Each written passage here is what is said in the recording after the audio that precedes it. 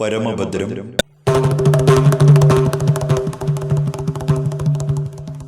കൊടുങ്ങല്ലൂർ സങ്കല്പത്തിലുള്ള ഒരു പ്രതിഷ്ഠയാണ്. ഇവിടെ ഏതൊരു കാര്യവും നമ്മൾ മനസ്സറിഞ്ഞ് ദേവീനെ വിളിച്ചു കഴിഞ്ഞാൽ അത് ഞാൻ പറയുന്നത് 24 മണിക്കൂറിനുള്ളിൽ അത് സാധിച്ചു കിട്ടും.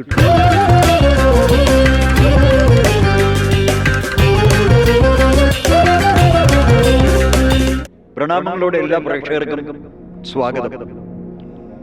പരമപവിത്രമായ ഭാരതത്തിന്റെ ആത്മീയ ചിന്താധാരയിൽ ഒരു പൈതൃക സന്ദേശവാഹിനിയായി നിലകൊണ്ടിടുന്ന ഒരു ക്ഷേത്രം. ആത്മീയ കേരളത്തിൽ എടുത്തു പറയേണ്ടുന്ന നിരവധി ക്ഷേത്രങ്ങളുണ്ട്. ആ ക്ഷേത്രങ്ങളുടെ പട്ടികയിലേക്ക് വളരെ പ്രാധാന്യമർഹിക്കുന്ന ഒരു ക്ഷേത്രം കടന്നു വരുന്നു. ഏകദേശം 400 വർഷങ്ങളുടെ കാലപ്പഴക്കമുള്ള ആ ക്ഷേത്രത്തിന്റെ വിവരണങ്ങളിലേക്കും വിശേഷങ്ങളിലേക്കും മഹിമാവിലാസങ്ങളിലേക്കും പ്രേക്ഷകരുടെ ശ്രദ്ധയെ ക്ഷണിക്കുകയാണ്.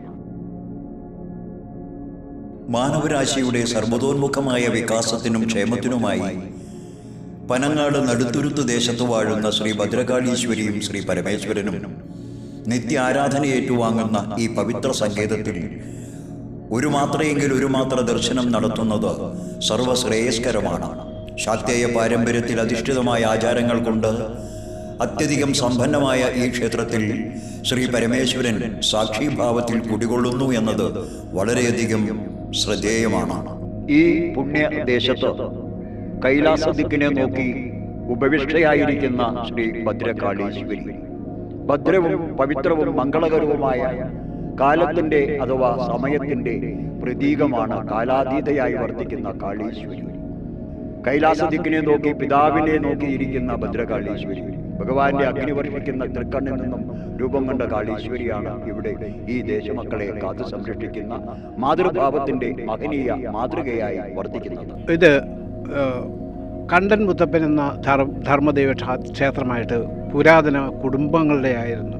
ആ കുടുംബക്കാരിൽ നിന്നും ഈ പ്രാദേശികമായിട്ടുള്ള ചില ഇടപെടൽ കൊണ്ടും അതല്ല കുടുംബത്തിലെ അംഗങ്ങൾക്ക് എത്തിച്ചേരാൻ പറ്റാത്തത് കൊണ്ടും അവർ ഈ പ്രദേശത്തുള്ള ഒരു സഭയെ ഇത് ഏൽപ്പിക്കുകയും അതിൻ്റെ അന്ന് മുതൽ ഏകദേശം ഇപ്പോൾ അത് ഏൽപ്പിച്ചതിന് ശേഷം 58 വർഷത്തോളമായി പല ദൈവജ്ഞന്മാരുടെയും അഭിപ്രായത്തോടു കൂടി ഇപ്പോൾ ഈ ക്ഷേത്രം ഇവിടെ ദേവിക്കും ദേവനും തുല്യ പ്രാധാന്യമാണ് എന്നുള്ള ആ ഒരു സങ്കല്പത്തിൽ നമ്മുടെ ഈ നാടിന് നല്ലൊരു വികസനം ഉണ്ടാകുന്നതിന് വേണ്ടി എല്ലാ ദൈവജ്ഞന്മാരുടെയും അനുഗ്രഹാശസ്സുകളോടുകൂടി ഈ ശ്രീ നാരായണൻ നമ്പൂതിരി മഞ്ഞുമൽ നാരായണൻ നമ്പൂതിരിപ്പാട് അവരുടെ നേതൃത്വത്തിൽ ഇവിടെ പ്രതിഷ്ഠിതമായിട്ടുള്ള അതും രുചിത്ത് വിധാനത്തിൽ ഒരു പ്രത്യേക വിധാനമാണ് അത് പറയുന്നത്.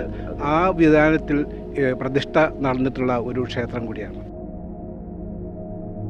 കേരളത്തിൽ കൊടുങ്ങല്ലൂർ അടക്കമുള്ള 13 പരം കാവുകളിൽ അവലംബിക്കപ്പെട്ടിട്ടുള്ള രുരുജിത് വിധാനം എന്ന താന്ത്രിക പൂജാക്രമമാണ് ഈ മഹാക്ഷേത്രത്തിലും അനുവർത്തിക്കുന്നത്. ആയതുകൊണ്ട് തന്നെ ഈ സന്നിധിയിലെത്തി നൊന്തു വിളിക്കുന്ന ഓരോരുത്തരുടെയും സങ്കടങ്ങൾ അകന്ന് അനുദിനം സമ്പൽ സമൃദ്ധിയാദി ഐശ്വര്യങ്ങൾ കരഗതമാകും എന്ന് ഈ പുണ്യസങ്കേതത്തിൽ അഭയം പ്രാപിക്കുന്നവർ തങ്ങളുടെ അനുഭവ സാക്ഷ്യങ്ങളായി പറയുന്നു. എൻ്റെ അമ്മ ഒരു ഹോസ്പിറ്റലൈസായി വളരെ സീരിയസ് ആയിട്ട് ഡോക്ടർ പൾസ് പോലും ഇല്ലായിരുന്നു. അപ്പോൾ എന്നോട് പറഞ്ഞ് വേണ്ടപ്പെട്ടവരെയൊക്കെ അറിയിക്കുക എന്ന് പറഞ്ഞു. എനിക്ക് ആശ്രയിക്കാൻ എൻ്റെ അമ്മ മാത്രമേ ഉള്ളൂ. ഹോസ്പിറ്റലിൽ നിന്ന് നേരെ ഓടി വരികയാണ്. ഞാൻ അമ്പലത്തിൽ തുറന്നിട്ടുണ്ട് വൈകിട്ട്. നേരെ കൈ കിട്ടുന്ന ഒരു പൂവെടുത്ത് പറിച്ചിട്ട് ഞാൻ അമ്മയുടെ മുമ്പിൽ വെച്ചിട്ട് പറഞ്ഞു, എൻ്റെ അമ്മയുടെ ജീവൻ എനിക്ക് തിരിച്ചു തരണം, തന്നേ പറ്റുള്ളൂ, ഇല്ലെങ്കിൽ ഞാൻ ഈ ക്ഷേത്രത്തിൽ കയറില്ലെന്ന് പറഞ്ഞു. ഞാൻ ഇതും പ്രാർത്ഥിച്ചിട്ട് നേരെ ആശുപത്രിയിലേക്ക് പോയി. ആശുപത്രിയിൽ ചെന്നപ്പോൾ നേരെ ഓപ്പോസിറ്റ് അയാൾ അമ്മ എഴുന്നേറ്റ് സംസാരിക്കാൻ തുടങ്ങി. ഡോക്ടർ പറഞ്ഞത് എന്തൊരു അത്ഭുതം എന്ന് പറഞ്ഞു. 3 വർഷങ്ങൾക്ക് മുമ്പ് ഒരു ദിവസം രാത്രി 1 മണിക്ക് എൻ്റെ ഭർത്താവിന് പെട്ടെന്നൊരു നെഞ്ചുവേദന വന്ന്. എനിക്കന്ന് എൻ്റെ മോൻ ബോംബെയിലായിരുന്നു. അവനെ ഇവിടെ ആരുമില്ല. മോളുടെ കല്യാണം ചെയ്ത് തീർത്ത് ഞങ്ങൾ 2 മാത്രമേ ഉള്ളൂ. ആ സമയത്ത് എനിക്ക് എന്ത് ചെയ്യണമെന്ന് അറിയില്ലായിരുന്നു. ഏതോ നമ്പറൊക്കെ കുത്തിയപ്പോഴേക്കും എനിക്കൊരു ആംബുലൻസിൻ്റെ നമ്പർ കിട്ടി. ആംബുലൻസിനെ വിളിച്ച് ഇപ്പോൾ അവർ പറഞ്ഞ് ഏത് ആസ്പത്രി കൊണ്ടുപോകണം. അടുത്ത കുട്ടീനെ വിളിച്ചപ്പോൾ അവനും വന്ന്, സന്ദീപ് എന്ന് പറഞ്ഞ വെച്ച് അവനും കൂടി വന്ന്. ഞാൻ പറഞ്ഞു എന്നാൽ ലൂർദി അവിടെ അത് വേണ്ട വെൽക്കെയറിലേക്ക് പോകാമെന്ന് പറഞ്ഞ് വെൽക്കെയറിൽ ചെന്നു. പോയ ആളായിരുന്നു ഞങ്ങളെ കൈവിട്ടു പോയ ആളായിരുന്നു. ഇന്നും ജീവിച്ചിരിക്കുന്നുണ്ട്. പുള്ളിയുടെ എല്ലാ ജോലിയും ചെയ്ത് പുള്ളി തന്നെത്താനെ സുഖമായി ജീവിച്ചിരിക്കണം. അതിനുശേഷം ഇപ്പം 3 വർഷമായി. ഇപ്പം അതിനുശേഷം കഴിഞ്ഞ വർഷം ഇവിടെ ജോയിൻറ്റ് സെക്രട്ടറി ആയിട്ട് ജോലി ചെയ്ത് ഭഗവാന് വേണ്ട എല്ലാ സേവനവും ചെയ്ത് ഇപ്പം സുഖമായിരിക്കണം. എനിക്ക് അത്ര പറയാനുള്ളൂ. ഭഗവാന്റെ കൃപ. ഏകദേശം 4 നൂറ്റാണ്ടിന്റെ കാലപ്പഴക്കം അവകാശപ്പെടുന്ന ഒരു ക്ഷേത്രം. ഓരോ മാനസങ്ങളിലും മൂല്യച്യുതി സംഭവിക്കുമ്പോൾ, ധാർമ്മികത നഷ്ടപ്പെടുമ്പോൾ, ആ ധാർമ്മികതയെ ഉയർത്തുന്നതിനും മൂല്യച്യുതിയുടെ ശാശ്വതമായ പരിഹാരത്തിനും വേണ്ടി ഏത് ചൈതന്യ സ്രോതസ്സാണോ നമ്മുടെ ഉള്ളിൻ്റെ ഉള്ളിൽ സദാ ഉണരുന്നത്, അതാണ് ഈശ്വരീയത വാഴുന്ന ക്ഷേത്രം. ആ ക്ഷേത്രം ഗാത്ര സമാനമാണ്, നമ്മുടെയൊക്കെ ശരീരതുല്യമാണ്. ഇവിടെ പ്രതിഷ്ഠിച്ചിരിക്കുന്ന ബ്രഹ്മരക്ഷസും ഇതുപോലെ ഒരു ക്ഷേത്രോപാസകനാണ്. ആ ബ്രാഹ്മണ്യത്തിന്റെ അടയാളപ്പെടുത്തലാണ് ഈ ബ്രഹ്മരക്ഷസ്. ഇവിടെ കുടിയിരിക്കുന്ന ഈ ബ്രഹ്മരക്ഷസും പരിവാര ചൈതന്യങ്ങളും എല്ലാം തന്നെ വാണരുളിടുന്ന ഏറ്റവും മനോഹരമായ ആത്മീയത തളം കെട്ടി നിൽക്കുന്ന ഒരു പുണ്യപ്രദേശത്ത് കിഴക്ക് നോക്കി ശിവനും വടക്ക് നോക്കി ഭദ്രകാളിയും. ഇത് കേരളത്തിന്റെ തന്നെ ഏറെ പ്രസിദ്ധമായ, അല്ലെങ്കിൽ ഏറ്റവും കൂടുതൽ ജനസഹസ്രങ്ങൾ തന്നെ ആശ്രയിക്കുന്ന കൊടുങ്ങല്ലൂർ ശ്രീ ഭദ്രകാളി ക്ഷേത്രം അഥവാ കൊടുങ്ങല്ലൂർ അമ്മയുടെ പ്രതിഷ്ഠ കഴിഞ്ഞാൽ പിന്നെ കേരളത്തിൽ ഒരുപക്ഷെ ഇതുപോലെ ഉള്ള പ്രതിഷ്ഠയോടുകൂടിയ ക്ഷേത്രം ഒരുപക്ഷെ ഈ ഭദ്രകാളി ക്ഷേത്രം, അതായത് ശ്രീ പരമേശ്വര ഭദ്രകാളി ക്ഷേത്രം ആയിരിക്കാം. എന്തുകൊണ്ടെന്നാൽ ഇത്രമാത്രം പാവനമായ ഒരു ക്ഷേത്രാന്തരീക്ഷം നിങ്ങൾ ഇവിടെ എത്തിച്ചേർന്ന് അത് അനുഭവിച്ചറിയേണ്ടതാണ്. വലംപിരി ഗണപതി അമൃതകുംഭത്തോടെ വൈദ്യനാഥ ഭാവത്തിലും ചിന്മുദ്രാങ്കിത ഭരതാഭയ മുദ്രയാൽ ശ്രീ അയ്യപ്പനും, അന്നം എന്ന ജീവനെ നൽകുന്ന അന്നപൂർണേശ്വരിയും, ജ്ഞാനേശ്വരനും ജ്യോതിഷാധിപനുമായ ശ്രീ മുരുകനും, പിന്നെ യക്ഷകിന്നരാദികൾ വാഴുന്ന നാഗത്തറയും കൊണ്ട് ശ്രേഷ്ഠമായ ക്ഷേത്രാന്തരീക്ഷം ഭക്തമാനസങ്ങൾക്ക് അടുത്തറിയേണ്ടുന്ന ഒരു സങ്കേതമാണ്. ഇത് ശരിക്കും പാഴൂരിൽ നിന്നാണ് ഇതിൻ്റെ തുടക്കം. പാഴൂർ. അപ്പോൾ ഇവിടെ ഉത്സവം തുടങ്ങുന്നതിന് മുമ്പ് ആദ്യം പാഴൂർ പോകും. പാഴൂരിൽ നിന്ന് പണ്ട് പറഞ്ഞു കേട്ടിട്ടുള്ളത് ഈ ഭ്രഷ്ട് കൽപ്പിച്ച് ആരോ ഇങ്ങോട്ട് യാത്ര ചെയ്യുകയായിരുന്നു വഞ്ചിയിൽ. അങ്ങനെ വഞ്ചിയിൽ വരുമ്പോൾ ഇവിടെ ഇതൊരു തുരുത്തായിരുന്നു. നടുത്തുരുത്തം എന്നാണ് പറയുന്നത്. ഈ തുരുത്തിൽ കൊണ്ടുവന്ന് അവർ വിശ്രമിക്കാൻ വഞ്ചി അടുപ്പിച്ച്. അപ്പോൾ അവിടെ നിന്ന് പോരുമ്പോൾ അവിടുത്തെ ആരാധനമൂർത്തികൾ അവർ ഒരു ശൂലത്തിലാവാഹിച്ച് പോന്നിരുന്നു. ഇവിടെ അവർ കര വിശ്രമത്തിനടുത്തല്ലോ. അന്നേരം ഈ ശൂലം അവിടെ വെച്ചിട്ട് അവർ വിശ്രമം കഴിഞ്ഞ് പോകാനൊരുങ്ങിയപ്പോൾ ഈ ശൂലം എടുക്കാൻ പറ്റാതായി. എടുക്കാൻ നോക്കിയിട്ട് പറ്റുന്നില്ല. അങ്ങനെ ഇത് ഇവിടെ ഉറച്ചുപോയി എന്ന് പറയണം. അങ്ങനെയാണ് ഇതിൻ്റെ ഉൽപ്പത്തി പറയുന്നത്. പ്രശ്നവിധി പ്രകാരം ഇത് കൊടുങ്ങല്ലൂരിൻ്റെ മോഡൽ അതേ ഇത് തന്നെ, അതായത് വടക്കോട്ട് ദേവിയും കിഴക്കോട്ട് ശിവനുമായിട്ടുള്ള ഒരു ഇതാണ് ഈ പ്രശ്നവിധി പ്രകാരം കണ്ടത്. അങ്ങനെ ഇതിൻ്റെ പണി എന്നുവെച്ചാൽ അന്ന് സാമ്പത്തികമായിട്ട് വളരെ പിന്നോക്കമായിരുന്നു. ഈ 10-40 വീട്ടുകാരെല്ലാവരും കൂടി സഹകരിച്ചാണിത് ചെയ്തത്. അങ്ങനെ തീരുമാനിച്ച് ചെയ്തു വന്നപ്പോഴാണ് അന്നത്തെ ഒരു തീരുമാനത്തിൽ എന്നെ എൻ്റെ സെക്രട്ടറി ആക്കി ക്ഷേത്ര പുനരുദ്ധാരണ സമിതിയിൽ. അങ്ങനെയാണ് ഞാനിതിൽ വരുന്നത്. നമ്മൾ 5 മണിക്കാണ് നട തുറക്കുന്നത്. അതിനുശേഷം മലർനിവേദ്യം, പിന്നെ നിത്യ ഗണപതി ഹോമം, അതിനുശേഷം ഒരു 9 മണിയാകുമ്പോൾ ഉച്ചപൂജയോടുകൂടി അവസാനിക്കും.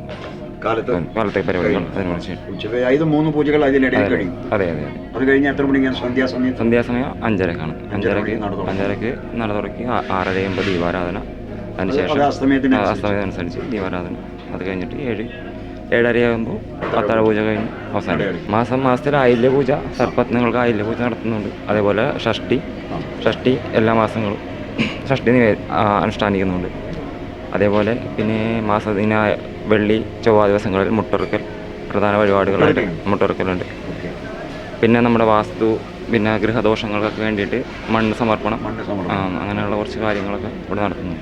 പിന്നെ ആണ്ട് ഉത്സവം, വാർഷികം, അങ്ങനെയുള്ള ഉത്സവം 3 ദിവസത്തെ ഉത്സവമാണ് ഇവിടെ. കുംഭമാസത്തിൽ ചതയം, ഉരുട്ടാതി, ഉത്രട്ടാതി നാളുകളിലാണ്. ഉത്രട്ടാതി 3 ദിവസം. അതെ അതെ. മുത്തന്നങ്ങളോട് മനസ്സറിഞ്ഞ് വിളിച്ചാൽ ഉറപ്പായിട്ടും കൂടെ ഉണ്ടാവുമെന്ന് 100% നമുക്ക് വിശ്വസിക്കാം. ഉറപ്പാണ്, 100%. അത് ഇവിടെയുള്ള ക്ഷേത്ര പരിസരത്തുള്ള ആളുകൾക്കും ഇവിടെ വന്ന് ദർശനം നടത്തിയിട്ടുള്ള ആളുകൾക്കും അതിൽ അനുഭവമുണ്ട്. നമ്മൾ അറിയാത്ത, നമുക്ക് കാണുവാൻ സാധിക്കാത്ത ജ്ഞാതവും അജ്ഞാതവുമായ അനവധി പ്രപഞ്ച ശക്തികളുണ്ട് ഈ ഭൂമുഖത്ത്. അതുകൊണ്ട് തന്നെ അവരെയൊക്കെ പ്രതിഷ്ഠിച്ച് ആരാധിക്കുന്ന സമ്പ്രദായം നിലവിൽ വന്നത് പ്രകൃതിയെ ആരാധിക്കുകയും ആ പ്രകൃതിയെ ആരാധിക്കുന്നതിനോടൊപ്പം തന്നെ ആ പ്രകൃതിയോട് ചേർന്ന് വസിക്കുന്ന വ്യക്തിത്വങ്ങൾക്ക്, കുടുംബങ്ങൾക്ക്, സമൂഹങ്ങൾക്ക് എന്നെന്നും ക്ഷേമവും ഐശ്വര്യവും ഉണ്ടാവണമെന്ന ഉൾക്കാഴ്ചയോട് കൂടിയിട്ടാണ് പൂർവികന്മാർ ക്ഷേത്രങ്ങളെ നിർമ്മിച്ചതും അതിന്റെ മുൻപിൽ വന്നു നിന്ന് പ്രാർത്ഥിക്കുവാൻ നമ്മളോട് ആഹ്വാനം ചെയ്തതും. ഇവിടെ ഇത് ഗന്ധർവ കിന്നരന്മാരും അതുപോലെ തന്നെ നാഗങ്ങളും ഇവിടെ കുടികൊള്ളുന്നു. യഥാസ്ഥാനത്ത് നേരത്തെ ഉണ്ടായിരുന്ന സ്ഥാനത്ത് നിന്നും അവരെ അഷ്ടമംഗല പ്രശ്നവിധി പ്രകാരം യഥാർത്ഥത്തിൽ കന്യമൂലയിലേക്ക് കൊണ്ടുവന്ന് എവിടെയാണോ സർപ്പങ്ങൾ അധിവസിക്കേണ്ടത് ആ സർപ്പസ്ഥാനത്ത് തന്നെയാണ് നാഗങ്ങളെ പ്രതിഷ്ഠിച്ചിരിക്കുന്നത്. നാഗങ്ങൾ പ്രത്യക്ഷ ദൈവങ്ങളാണ്, നമുക്ക് ദർശിക്കാൻ സാധിക്കുന്നവരാണ്. തടിപ്പാലത്തിൽ നിന്ന് കാല് തന്നെ ഞാൻ വീണ്, അത് ഡോക്ടർമാരെയൊക്കെ കാണിച്ച് കുറേ നാൾ ബെൽറ്റ് ഇട്ട് അങ്ങനെയൊക്കെ ഇരുന്ന്, പിന്നെയും വേദന കൂടിക്കഴിഞ്ഞപ്പോൾ ഇത് സ്കാൻ ചെയ്ത് കഴിഞ്ഞപ്പോൾ അസ്ഥിക്ക് പൊട്ടൽ സംഭവിച്ച് സർജറി ചെയ്യണമെന്നാണ് ഡോക്ടർമാർ പറഞ്ഞത്. അതിന് അന്ന് പറഞ്ഞത് 3 ലക്ഷം രൂപ ചിലവ് വരുമെന്ന് പറഞ്ഞു. അപ്പം ഞാനിവിടെ വന്ന് എന്നും പ്രാർത്ഥിക്കുമായിരുന്നു. ആ സമയം ഇവിടെ ആയില്യപൂജ എല്ലാ മാസവും ആയില്യപൂജ നടക്കുന്നതാണ്, ഇപ്പോഴും ഉണ്ട്. ഉത്സവമായി കഴിഞ്ഞപ്പോൾ ഇവിടെ കളവെഴുത്തും പാട്ടും നടക്കുന്ന സമയത്ത് എൻ്റെ ശരീരത്തിൽ സർപ്പം അനുഗ്രഹിച്ച്, അതിനുശേഷം എല്ലാ വർഷവും എനിക്ക് എൻ്റെ ശരീരത്തിൽ ഇങ്ങനെ അനുഗ്രഹിക്കാറുണ്ട്.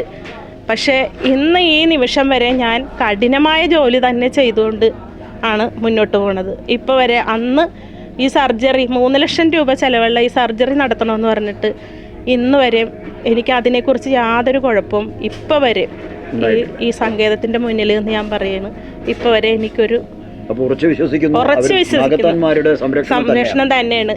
30 വർഷത്തിൽ മേലായി കുഞ്ഞമ്പലം വരുന്നു. ഞങ്ങളിങ്ങനെ പിരിവിട്ടൊക്കെ ധർമ്മം അങ്ങനെ അപ്പം അങ്ങനെ ഉണ്ടായതാണ് ഇത്രയും വരെ എത്തിയത്. കുഞ്ഞമ്പലം വരുന്നു, തരക്കേടില്ലാത്ത അംഗങ്ങൾ കുറവായിരുന്നു. അപ്പം ഞങ്ങളൊക്കെ ഉണ്ട്.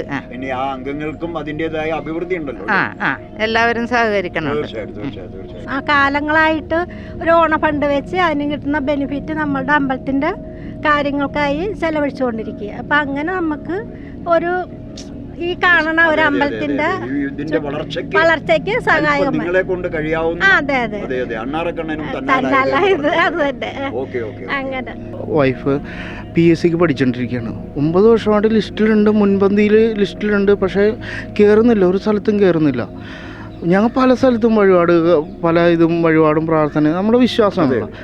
ഞാൻ ലാസ്റ്റ് ഭാര്യനോട് പറഞ്ഞ്, നീ എവിടെയാണ് പോയതെന്ന് ചോദിച്ചു. നീ എല്ലായിടത്തും പോയി, നീ അമ്മയുടെ അടുത്ത് പോയാന്ന് ചോദിച്ചു.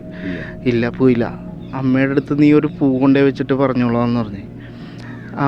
അപ്പോൾ അമ്മയ്ക്ക് പൂവല്ല, അവളുടെ മനസ്സിൽ തോന്നിച്ച് ഒരു താലം ഇങ്ങോട്ട് കൊടുത്തേക്കാന്ന് പ്രാർത്ഥിച്ച്. അത് പറഞ്ഞ് 2 മാസത്തിനുള്ളിൽ ആ അപ്പോയിൻമെൻ്റ് ഓർഡർ കയ്യിൽ കിട്ടി ദേവിക്ക്. അതൊരു ഭയങ്കര അത്ഭുതമായിട്ട് 9 വർഷം പഠിച്ചിട്ട് 10 റാങ്ക് ലിസ്റ്റിൽ പേര് വന്നിട്ട് കയറാൻ പറ്റാത്ത ആള് ഈ 25 സമർപ്പണം കഴിഞ്ഞ് 25ാമത്തെ 30 ദിവസം തയ്ച്ചില്ല. അത് 400ഉം 300ഉം ലിസ്റ്റിൽ താഴെ കിടക്കുന്ന ഒരു ഇതിന്ന് പെട്ടെന്ന് മേളിലേക്ക് കയറി വന്നു. എന്തോ ഒരു അത്ഭുതമെന്ന്. ഈ ഇപ്പം കയറിയിട്ട് ഏകദേശം ഒരു 8 മാസമായി. ജനുവരി 18-ാം തീയതി എൻ്റെ മോൻ്റെ ബർത്ത്ഡേ ആയിരുന്നു. അവന് 37 വയസ്സാകണേന്ന്. അപ്പോൾ അവൻ്റെ പിറന്നാളിന് നമ്മൾ അമ്മമാർ ഇത്ര ആയെങ്കിലും മക്കൾ വന്നില്ലെങ്കിലും നമ്മൾ ക്ഷേത്രത്തിലേക്ക് വരുമല്ലേ. ക്ഷേത്രത്തിൽ വന്ന് തൊഴുത്, അമ്പലത്തിൽ വരാൻ ഇത്തിരി മടിയനായ മോനാണ്. അതുകൊണ്ട് ഞാൻ വന്ന് തൊഴുത് അവന് വേണ്ടിയിട്ട് ഭഗവാന് ഒരു ധാര നടത്തി, ദേവിക്ക് ശത്രുസംഹാര പുഷ്പാഞ്ജലി നടത്തി, എല്ലാ ഉപദേവന്മാരെയും വന്നിച്ചൊക്കെ പോയി. അന്ന് രാത്രിയിൽ എൻ്റെ മോനൊരു അപകടത്തിൽ പെടുത്തി. പക്ഷേ ആ അപകടത്തിൽ നിന്നും അവൻ്റെ ജീവൻ തിരിച്ചു കിട്ടി. ഞാനന്ന് രാത്രിയിൽ എൻ്റെ മോനെ കണ്ടത് വളരെ ഭയാനകമായ ഒരു രീതിയിലാണ്. ഞങ്ങളുടെ വീടിനടുത്ത് തന്നെയാണ് അത് ചെയ്തത്. അതിനെപ്പറ്റി ഞാൻ വിശദീകരിക്കണില്ല. എന്നാലും എൻ്റെ മോൻ്റെ ജീവൻ തിരിച്ചു കിട്ടിയത് ഭഗവാനും ഭഗവതിയും രക്ഷിച്ചതായിട്ട് തന്നെയാണ് ഞാൻ കരുതുന്നത്. ഈ ക്ഷേത്രം സാമ്പത്തികമായി വളരെ പിന്നോക്കം നിൽക്കുന്ന ഒരു ക്ഷേത്ര സംവിധാനമാണ്. പക്ഷേ ഈ ക്ഷേത്രത്തെ വീണ്ടും പുരോഗമനത്തിന്റെ ഘട്ടത്തിലേക്ക് ഉയർത്തണമെങ്കിൽ ഈ പ്രവൃത്തി ചെയ്യുന്ന ഇവരോടൊപ്പം ഈ ചിത്രം കാണുന്ന അഥവാ ഈ ഒരു ക്ഷേത്രത്തിന്റെ വിവരണം കേൾക്കുന്ന, കാണുന്ന, ഈ ചിത്രീകരണം കാണുന്ന എല്ലാവരും നിങ്ങളുടെയൊക്കെ ധനപരമായിട്ടുള്ള സാമ്പത്തികവും ദ്രവ്യപരവുമായിട്ടുള്ള സഹായ സഹകരണങ്ങളും ഇവിടെ എത്തണം. ഈ ക്ഷേത്രത്തിൽ വരണം നിങ്ങൾ. ധന്യാത്മാക്കളെ, ഏറെ പ്രത്യേകതകൾ കൊണ്ട് നിറഞ്ഞ ഈ ക്ഷേത്രത്തിൽ ദർശനം നടത്തി ഈശ്വരാംശമായ നിങ്ങൾ ഓരോരുത്തരും ധന്യരാകുക. സുഹൃത കർമ്മങ്ങൾ നിർവഹിക്കുവാൻ കേരളത്തിലെ കൊടുങ്ങല്ലൂർ ക്ഷേത്രം കഴിഞ്ഞാൽ എറണാകുളത്തെ കുമ്പളം, നടുത്തുരുത്ത്, പനങ്ങാടുള്ള ഈ പരമേശ്വര ഭദ്രകാളി ക്ഷേത്രം മാത്രമാണ് അഭയസ്ഥാനം. ഓം നമഃ ശിവായ. ഓം ശ്രീ ഭദ്രകാളീശ്വരിയേ നമഃ.